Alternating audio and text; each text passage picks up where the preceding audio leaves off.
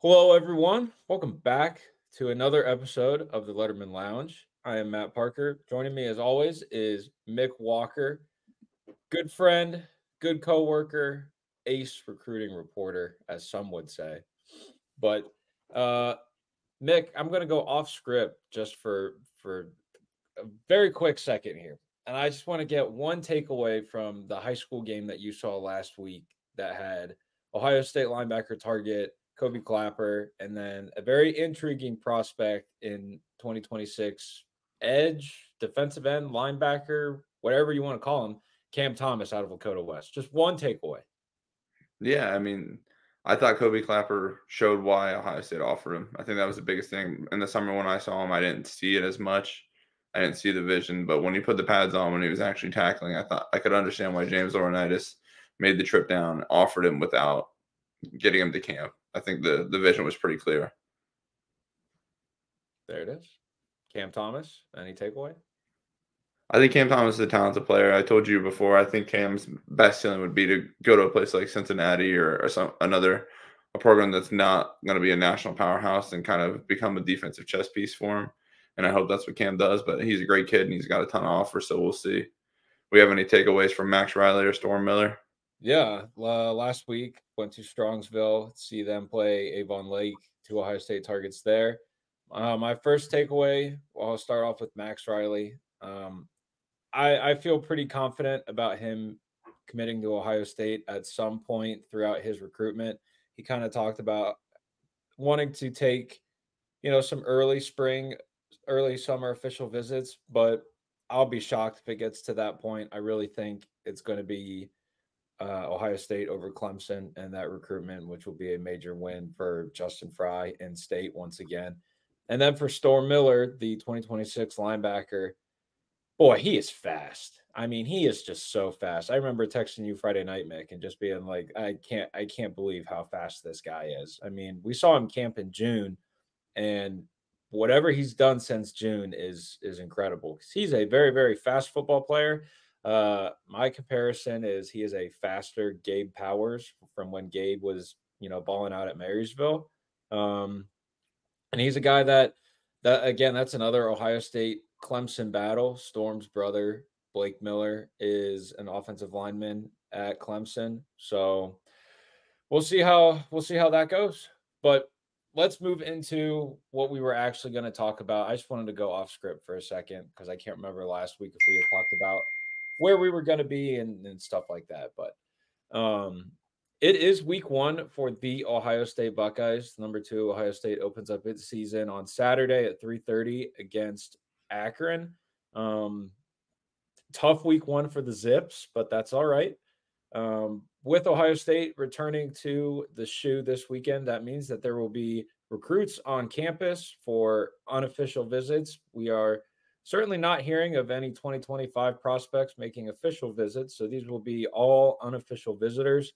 And the guest list is going to continue to grow. This is one of those weeks, especially with it being a 3:30 kick. This is going to be one of those weeks where it's like you'll have guys added to the list like Friday. It'll just be, hey, can you make it? Cool. Okay, yeah, come on down, come on in, come on up, wherever you're from, just come on in.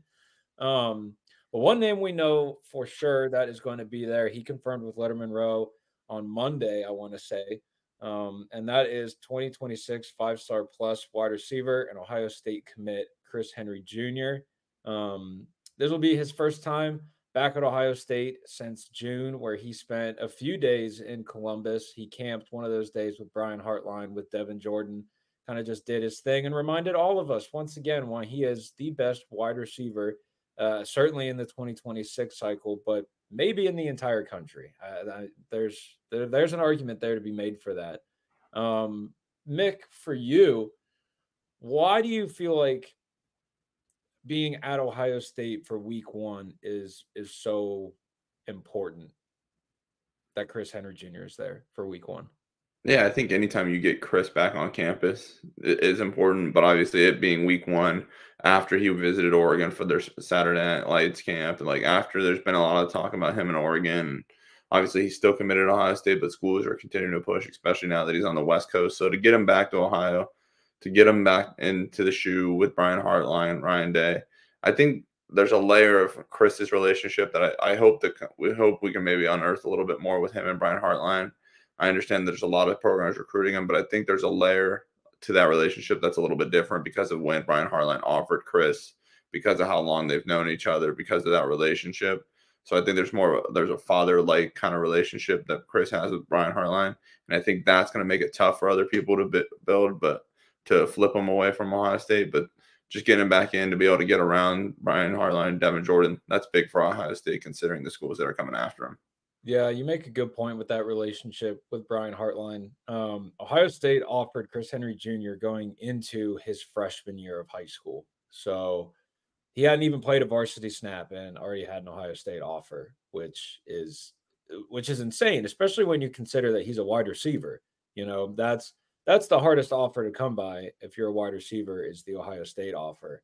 But I think at least for week one, it's important that Chris Henry Jr. is there because he will get the opportunity, potentially, hopefully, he gets the opportunity to see so many young guys in that room play on Saturday. If Ohio State takes care of business, I don't think we will see much of Emeka Ibuka.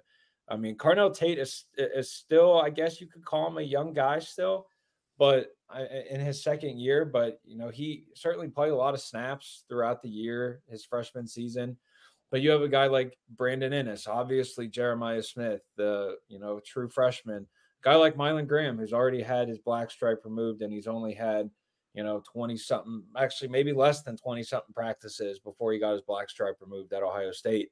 There's a lot of opportunity and potential for Brian Hartline to get the depth of his room experience this week. And I think if I was Chris Henry Jr., I would be excited for that potential to just be like, yeah, like I already know I'm going to come here. But in a situation like this, there's an opportunity to get snaps early in my career. And I think that's going to happen for Chris Henry Jr. regardless. I think he has a very similar profile, very similar recruitment to Jeremiah Smith. But I just think for me, that would be really, really appetizing as to go to week one. But Chris Henry Jr. is not the only wide receiver on campus. He's actually not the only wide receiver from modern day that's going to be on campus. 2026 four-star wide receiver Kaden Dixon Wyatt will also be on campus. This is his third or fourth visit to Ohio State now. On offer this spring from the Buckeyes, and Ohio State is looking to make some noise out west. So, yeah, like you said, take the floor here. Yeah, so obviously, I mean, he has started to develop that relationship with Chris Henry Jr., which is going to help Ohio State here. But even before that, he's a guy that's shown a lot of interest in Ohio State. Visited this spring, has visited, like you said, 3 times previously, or this will be his third. I forget what Chad Simmons wrote on Tuesday. But also, I believe, and part of the reason why he's been able to visit so frequently is he plays with the South Florida Express 7-on-7 organization, which obviously Ohio State fans know well from Jeremiah Smith, Brandon Ennis, Carnell Tate, so on and so forth. So obviously he has connections to the program, and to get him here in a game where he's going to kind of be able to be the only guy on campus. Obviously, we just talked about Chris, but Chris is going to honestly be more like a tour guide for him than he will actually be another guy that's taking time away from Brian Hartline. There'll be other guys on campus, but that's why you have Devin Jordan, you have Brian Hartline, you have all these different recruiting assistants. So getting him back on campus for another time is good because we're still putting together, Ohio State's still putting together, and we're still trying to piece together where this 26 board falls after you take Chris Henry Jr. off the board for Ohio State. Right, because you have guys like, Jabari Brady. You have guys like Aaron Gregory out in Georgia. I mean, Ohio State once again, and I expect this 26 class for Ohio State at wide receiver to kind of mirror its 24 class, maybe its 23 class with 5-star kind of guy. Because this 25 class, while it has, really good players in it, it's not the 5-star caliber that we're accustomed to seeing.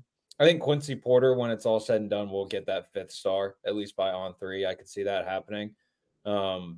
But as for now, I mean, there's not really that, big 5-star guy in that 25 class, and you already have the best wide receiver in 26. So, one other name that I wanted to go to and look at in this early guest list that we have right now on lettermenrow.com is safety Nasir McCoy out of Buford.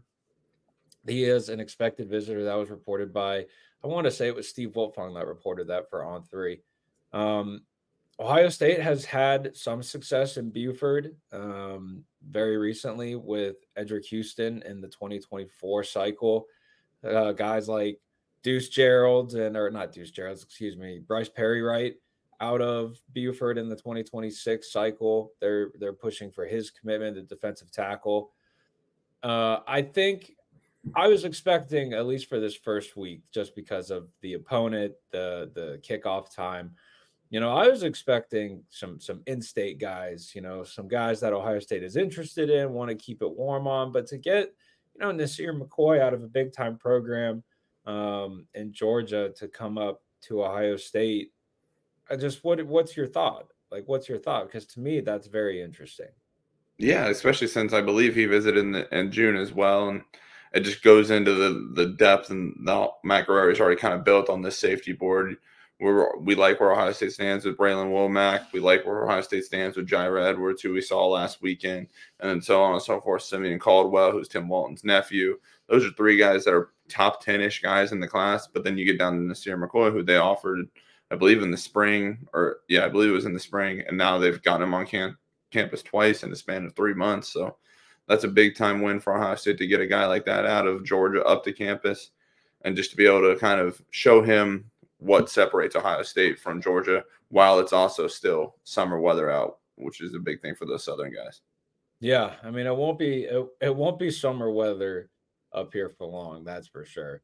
But let's pivot gears here, looking at the 2025 class. Ohio State now up to 25 commits in its top-ranked 2025 class. That happened on Saturday when Javon McFadden, the 4-star interior offensive lineman out of Riverdale Baptist, Washington, D.C. area, committed to the Buckeyes.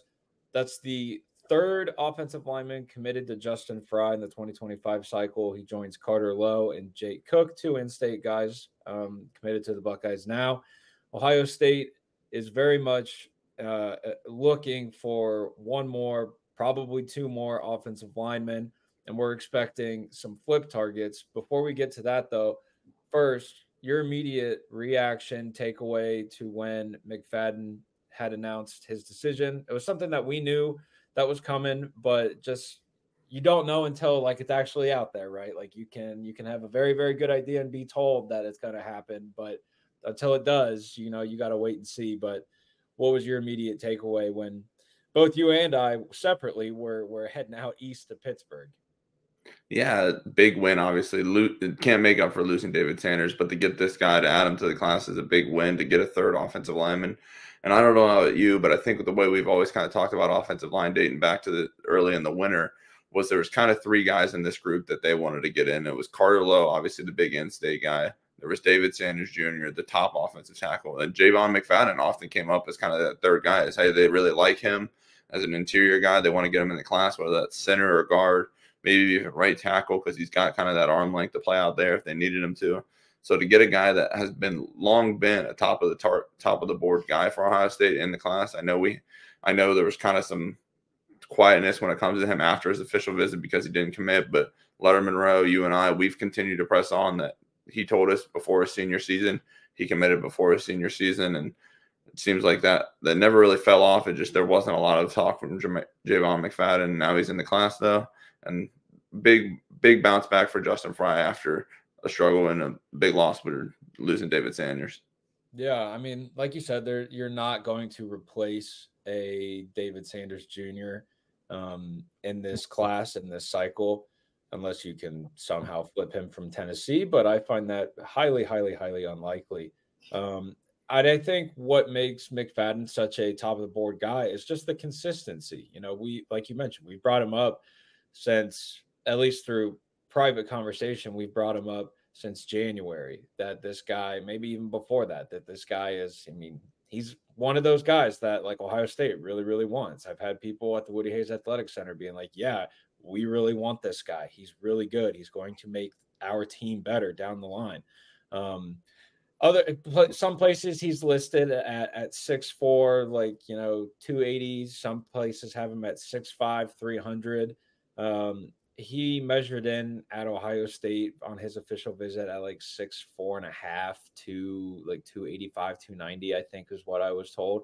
So he certainly has the size to play, at least center, guard, right tackle. It's a small right tackle, but that positional versatility, I think, with what Chip Kelly and Justin Fry and Tim Drevno want to do up front, I think that lends itself very well for what the future of Ohio State offensive football is going to look like.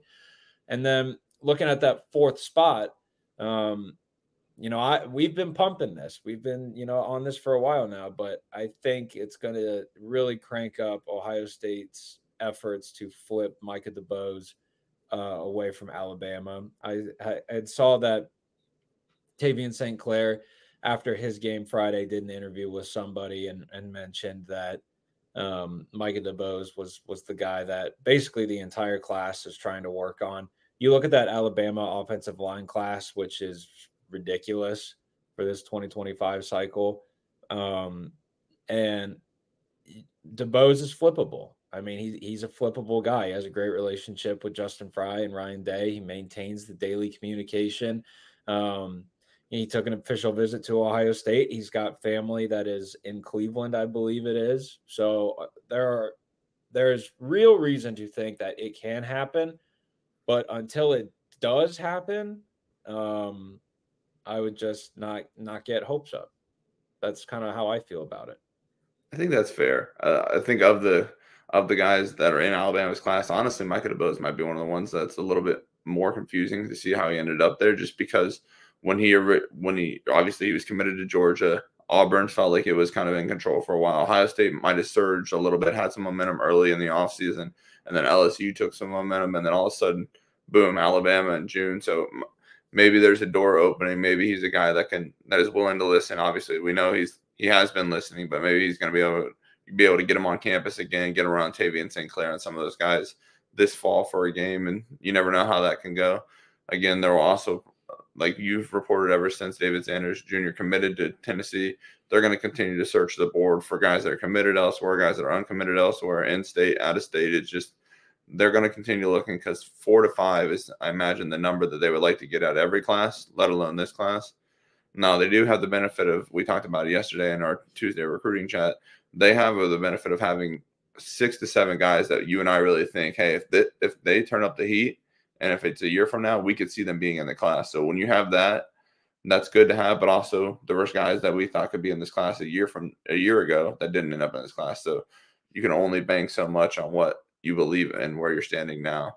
But yeah, being able to get Micah Theose to listen to you, being able to potentially get him on campus down the line this fall, that'd be big. So there's still a lot of moving parts when it comes to offensive line recruiting. And regardless of, who and what Ohio State gets and does on the high school recruiting trail, I would expect the Buckeyes to be very aggressive in the transfer portal, looking for offensive tackles, because if things go the way the Buckeyes want them to, Josh Simmons and Josh Fryer are not going to be playing for Ohio State in 2025. And that would leave you with a lot of unproven and unexperienced offensive tackles, which in the Big Ten, really anywhere in college football, but in the Big Ten, that's just no good. But speaking of more uncommitted guys, we do have another potential for an Ohio State commitment this weekend, and that's from 4-star wide receiver Phillip Bell out of Mission Viejo, California. This is a guy that I've always been consistently lukewarm to warm on being in the Ohio State class. I actually looked yesterday in my last mock class that was written in July. I had Phillip Bell in it, and then the one before that, I don't remember. I don't think it did. So, but Ohio State has always been very consistent in that recruitment. I remember I first spoke to Phillip June 2023 when I was out in Los Angeles for the OT7 championships. And I just see Phillip Bell, a kid from California wearing these scarlet gloves that have Buckeye leaves on them. And I'm just like, okay, he's a wide receiver wearing Ohio State gloves. That doesn't really mean anything. All of these kids would be wearing that if they had them. And then I saw him perform, and I was just like, "Oh, okay, yeah, I see why he's rocking the Ohio State and everything like that." And um, it was very clear from the very beginning of his recruitment. I mean, going into his junior season, that development was the biggest thing for him. Development at the position, seeing guys go to the NFL draft, all of those things. That has been the most important thing for him, which is why you see a place like Ohio State and a place like USC and his top four, Washington and Georgia, round out that mix for him. But I just think going into Saturday, all signs and roads are leading and pointing toward Ohio State to add Phillip Bell to its class on Saturday. Yeah, you mentioned the 25 wide receiver class earlier, and I think adding Phillip Bell makes it a Brian Hartline type of class. And when you're able to look at it and you go, have Quincy Porter at the top, Desi Jones, Phillip Bell right there in the middle, and then you have a developmental lottery ticket like Bogpen Miller sitting there and as that fourth spot, and then you're still chasing a fifth and potentially in Jerome Miles just because he is that good and he's willing to listen. When you're able to have those four guys and then you have the potential for a fifth and Jerome Miles, that's a Brian Hartline wide receiver class that you're used to seeing with a 3 or 4 4-star guys, and then another guy who we haven't really seen at Ohio State take it, like Bogpen Miller, who could have the upside of being a 5-star, but he's going to need a lot of work because he's still not playing wide receiver at the high school level. He's playing high school quarterback and doing it very well. It's just not the wide position that he's going to play in college. So adding a guy like Phillip Bell would really bring it to the Ohio State standard, because you and I had discussions at different points throughout the summer of we like Quincy Porter, we like Desi Jones, but if that's your 3 or if that's your 2, you need more. It just wouldn't be a Brian Hartline class. Phillip Bell can make it that, and that would make it a big win on Saturday. And it is worth noting, Brian Hartline has never taken a wide receiver transfer ever since the expansion, blow up, invention of the transfer portal. Ohio State's never taken a wide receiver through the portal, and at least for the foreseeable future, I wouldn't expect them to. Last note for me on Phillip Bell, he's about like 6'6.5", 6'1", maybe on a good day he's 6'2". So he's somewhere in there, somewhere in that low 6 foot area, about 200 pounds. You put on the tape, he could play outside, he could play inside. There's a lot of Emeka Egbuka to his game, which I really, really like. I was talking to someone on the talking to someone on the Ohio State beat. That was his comparison. So I'm stealing it. If you're watching this, you know who you are. So thank you. But yeah, I do see a lot of Emeka Egbuka in his game. But that is a pin in that conversation. I'll have my final call on Friday, and then whatever happens, we'll have the news for it on Saturday. I would expect that decision to be sometime maybe late, because he is out in California. And this is the original plan was always to commit on August 31st. The kind of a bittersweet moment for him, as his mother unfortunately passed away earlier this summer, and this was the original plan because they were celebrating both of their birthdays. Still going to celebrate their birthdays though. She just is no longer with us, unfortunately. So it's definitely a special moment for Phillip and his family, something that they will not soon forget, I'm sure. But the last thing that we're going to talk shop about in the Letterman Lounge, which be sure to give us a like, subscribe, turn on alert updates. So anytime that we drop a video, you guys get the notification for it. Last thing we're going to talk about, we are week 2 of the high school football season here in Ohio. Last week, Mick actually went to 3 games last week. So, and I think he's got another 3-game slate this week. But on Friday, Mick and I were in 2 different places. Saturday, we were at the same place. This Friday, Mick and I will be at the same place. We are seeing Toledo Whitmer at Toledo Central Catholic. I do believe that is the right location there. And with that, we have 2025 offensive tackle commit Carter Lowe for Whitmer. And then a very intriguing 2026 cornerback prospect, Victor Singleton out of Toledo Central Catholic, earned his Ohio State offer in June after camping with the Buckeyes. Mick, I'm going to throw it to you first because Vic is the guy that you're kind of going to be watching and things like that on Friday. For you, what are a couple of things that like you're really looking for to see out of him on Friday? Yeah, I think Whitmer's they have a talented quarterback that's going to play that's going to play college football at Whitmer. So I'm excited to see Victor get tested. Vic's a guy that has, whenever I've seen him, he's lived up to every test. Bishop Watterson, the state championship game, thought they could throw at him, and he had a couple pass breakups, nearly had a couple interceptions. So I expect him to do the same against Whitmer. Obviously, it's a big rivalry game. Any of these big Toledo schools facing off is a rivalry game. So I'm excited to see him in that environment and against a team that's willing to throw the ball against him, I assume, because this is a talented secondary at Central Catholic. So you can't really just pick one side or avoid one thing. You have to be able to test and go against everything. So I'm excited to see Vic be challenged a little bit. And I'm also excited to see you're going to talk about Carter Lowe just go against the Central Catholic defense. Yeah, I mean that Toledo Central Catholic defense is one of the best defenses in the state. I mean, they certainly were in 2023 on their way to a state title, but I'm very intrigued as to see where Carter, I guess where Carter is at mentally with it. For me, that's always the biggest thing. Anytime we watch one of the senior commits, is are they still playing like they want an offer from someplace, or are they kind of checked out? And I'm not insinuating that is how Carter plays because I've seen Carter play, and I saw him play last fall in like week 9, week 10 or something like that, where he had every single offer that he could have ever dreamed of. And he very much was engaged and locked in. This is his last crack against Toledo Central Catholic. It's on the road. Last year, the game did not go the exact way that Whitmer had hoped for. I think, Mick, you were telling me that there were a couple early turnovers that really opened up that game last fall and kind of made it unreachable pretty early on. So from a holistic standpoint, I want to see just how that Whitmer offensive line, led by Carter Lowe, can control the line of scrimmage, really set the tone, set the edge, set the pace in that game, especially on the road, where it's going to be 900 degrees outside. You're going to have those distractions and things that you can't really control. So I look forward to that. And then obviously with offensive linemen, it's all about the footwork. Carter, I think, has some of the best footwork in the country because he played basketball.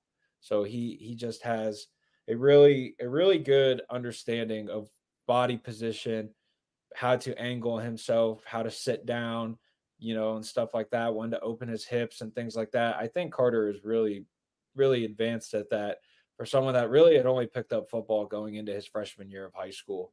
But his basketball background really helps him out with the athleticism needed to play tackle. So for me, those are the biggest things that I am looking forward to. And I'm also just looking forward to seeing a great high school football game. I was reminded Friday night when I was in Strongsville that there's nothing like high school football. Like there's nothing like high school football. I think it's the last, don't mind my rant here for a second, but I think high school football is the last place, the last level of football where it is truly nothing but football. That's the only thing that matters. And it's special. It's really special to see these guys who, most of these kids will, when they're done, they're done. They won't, maybe they'll play like intramural football, at college or something or whatever they do. But I think it's just a really special thing to play high school football. So I get really, really jazzed up about the high school football season. But Mick, any closing comments as we wrap things up here in the Letterman Lounge? No. So on Thursday, I'll be in Michigan. Like you said, I'll be at a Thursday game. I'm going to go to the Zenith Kickoff Classic to see Davison, led by a 4-star offensive lineman, Ben Nichols, who Ohio State offered this summer. Also going to get the opportunity to go watch Harper Woods practice, which is home to the 2027 4-star athlete Dakota Garrett. And then also, before that, going to stop by Dexter to see 4-star tight end Holden Nemi, who Ohio State offered, I believe, either this summer or this spring, two of the top 2027 guys in Michigan. So see them, see another 26 guy that Ohio State's offered. Excited for that on Thursday. And then on Saturday, I'll be up at Lakewood to see Lakewood St. Edward host St. Joe's Prep from Philadelphia, coming in with Ohio State running back commit Isaiah West, Ohio State defensive line commit Maxwell Roy. So excited to see all those type of guys. We'll have plenty of content from observations after every game, different interviews coming from it. And we went to 4 different games last week, and we'll be at 3 again this week. We'll continue to be out on the road for all these games and excited about it. I believe Spencer's behind the scenes, but I think he posted about this morning. If you see this on Wednesday, there is still an opportunity to join Lettermen Row using the kickoff sale. Get 50% off your annual subscription. Use promo code kickoff24, I believe, is the code to be able to get that. Sign up. Best deal that you're going to get to join Lettermen Row when it comes to an annual subscription. You get all the stuff we'll have from high school football. Get all the stuff that Spencer and Matt will have, or Spencer will have from the football season. And then everything recruiting related from Steve Wolf on Jack Simmons. So ton of stuff that you can get for this great deal on the subscription. So be sure to take advantage of that because we still got a ton of stuff coming this fall. Yeah, 50% off is pretty. It's a pretty good deal. It's rare in this economy, man. That is a pretty good deal, and it also gets you access to the entire On3 network. So if you're an Ohio State fan, which I hope you are, if you're watching this. If you're an Ohio State fan and you want to read, let's say the Michigan board, you want to read that, you can read it. You can't comment, but you can read. And that's more than enough. Trust me.